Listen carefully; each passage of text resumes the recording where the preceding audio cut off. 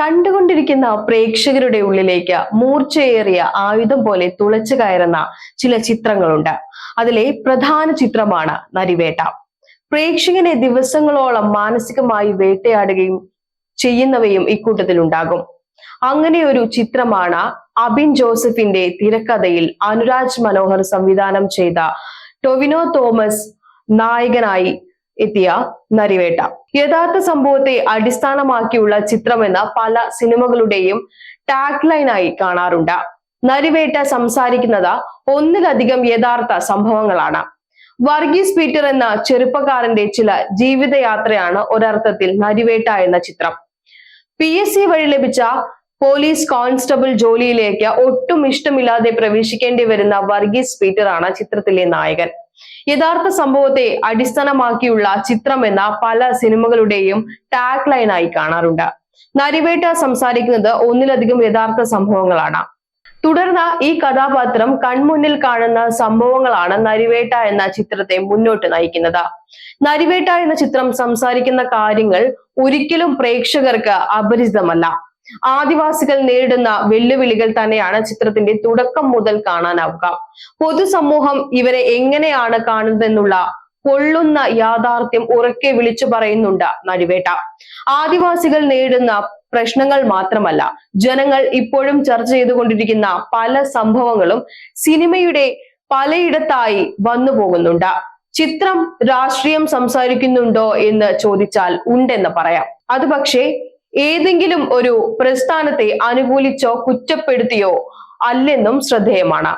കേരളത്തെ ഞെട്ടിച്ച ഒരു സംഭവത്തിൽ നിന്നും പ്രചോദനം കൊണ്ട് പുതിയൊരു കഥാ പരിസരത്തേക്ക് പ്രേക്ഷകനെ കൂട്ടിക്കൊണ്ടു പോകുന്നതിൽ നരിവേട്ടയുടെ അണിയറ പ്രവർത്തകർക്ക് സാധിച്ചു എന്ന് നിസ്സംശയം പറയാം.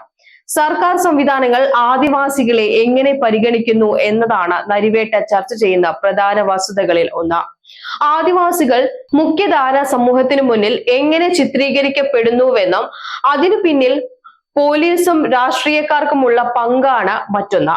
പോലീസിലെ മേലധികാരികൾ തങ്ങളുടെ താഴേക്കിടയിലുള്ളവരെ എങ്ങനെ സ്വന്തം വരുതിക്ക് കൊണ്ടുവരുന്നു എന്നതും ചിത്രം ചർച്ച ചെയ്യുന്നുണ്ട്.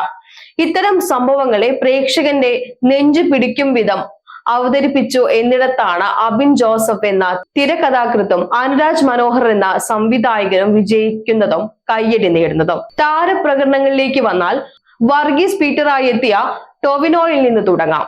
ഇഷ്ടമില്ലാത്ത പോലീസിൽ ചേരേണ്ടി വന്ന വർഗീസിനെ ഗംഭീരമാക്കിയിട്ടുണ്ട് ടൊവിനോ.